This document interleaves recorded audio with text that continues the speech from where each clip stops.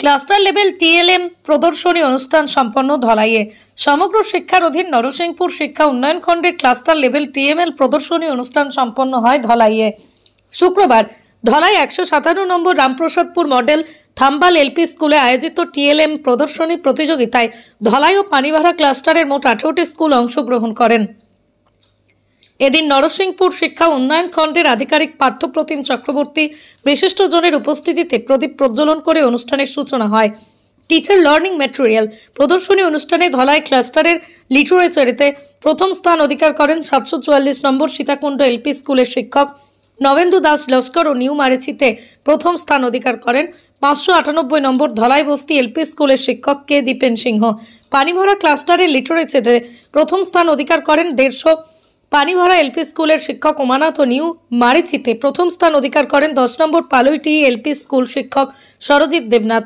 তারা আগামী 23শে December block level TLM প্রদর্শনী প্রতিযোগিতায় অংশগ্রহণ করবেন।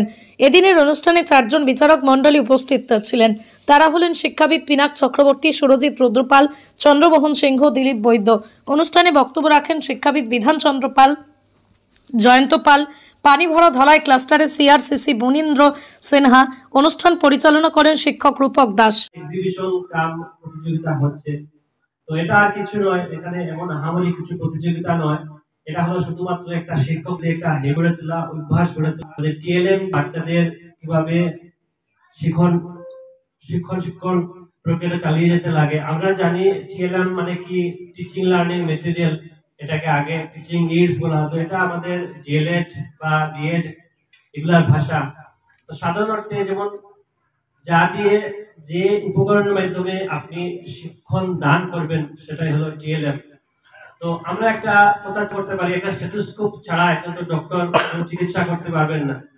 ঠিক সেরকম একজন সার্জারি ডক্টর কাঁচি ছাড়া, ছুরি ছাড়া উনি সার্জারি করতে পারবেন না। বিভিন্ন বা নতুন নতুন যেগুলো ইনস্ট্রুমেন্ট বেরিয়েছে অপারেশনের, এগুলা ছাড়া তো ওনারা করতে পারবেন না। যদিও করেন তো ঠিক মতো এফেক্টিভ হবে না। একজন ডাক্তার যদি স্টেথোস্কোপ ছাড়া যদি উনি রোগী দেখেন তো কি ফল হবে। তো সেই জন্য ধীরে ধীরে আমাদের ডক্টর যদি একজন স্টেথোস্কোপ ছাড়া যদি রোগী দেখতে না পারেন, বাকি অন্যান্য ইনস্ট্রুমেন্ট ছাড়া যদি রোগী দেখতে না পারেন, তাহলে টিচার একজন কিভাবে টিএলএম ছাড়া পড়াবেন।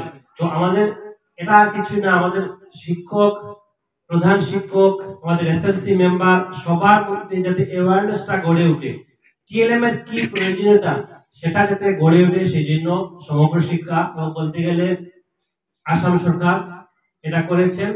সরকারকে অসংখ্য ধন্যবাদ এই পদক্ষেপ নেওয়ার জন্য। তো এগুলোর মাধ্যমে শিক্ষকদের হ্যাবিট যাতে গড়ে ওঠে, ওনারা যাতে টিএলএম ইউজ করে বাচ্চাদের প্রশিক্ষণটা দেন, শিক্ষণটা দিয়ে থাকেন, সেটাই মূল উদ্দেশ্য। কারণ টিএলএম ছাড়া এফেক্টিভ টিচিং বা লার্নিং ওটাই সম্ভব নয়। কারণ আমরা জানি টিএলএম যত বেশি টিএলএম ইউজ করবে একজন ছাত্র, তত বেশি তার ইন্দ্রিয়টা তত বেশি ইন্দ্রিয়ের ব্যবহার করবে। যেমন শুধুমাত্র যদি পড়লো কি হলো, শুধুমাত্র ওর যদি আমরা জানি, যদি ধরুন আমরা মনে মনে না পড়লে বা যদি পড়া হয় আর মনে মনে পড়া হয়, কোনটা বেশি এফেক্টিভ হয় মুখস্থ করতে? জুড়ে পড়লে। কারণটা কি, এখানে দুইটা ইন্দ্রিয় কাজ করছে। একটা ইন্দ্রিয় হচ্ছে আমার কান, একটা ইন্দ্রিয় হচ্ছে আমার চোখ। তো আমি যদি শুধুমাত্র মনে মনে পড়ি, সাউন্ড না করে পড়ি, তখন কি হবে, আমার একটা ইন্দ্রিয় এখানে ইউজ হবে। আমি যদি জুড়ে পড়ি তাহলে আমার দুটো ইন্দ্রিয় ইউজ হবে, একসঙ্গে চোখে দেখছি এবং সেই সঙ্গে কানে শুনছি। তো সেই জন্য বেশি তাড়াতাড়ি মুখস্থ হবে এবং বেশি সময় মনে রাখবে।